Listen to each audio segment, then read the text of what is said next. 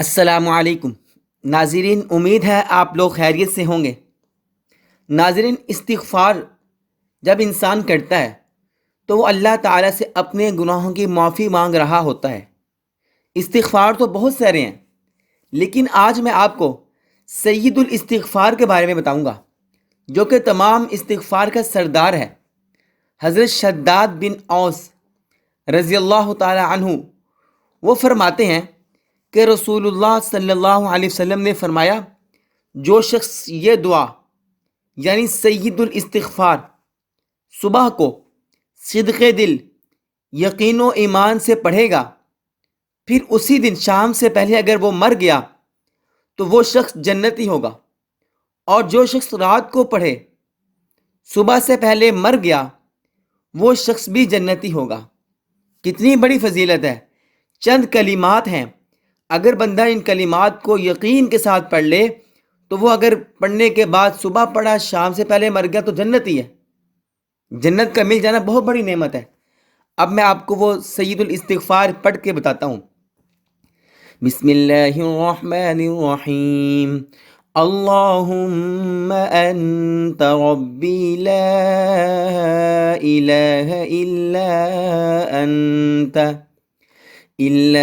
انت خلقتنی وانا عبدک وانا علی عہدک ووعدک ما استطعت اعوذ بک من شر ما صنعت ابوء لک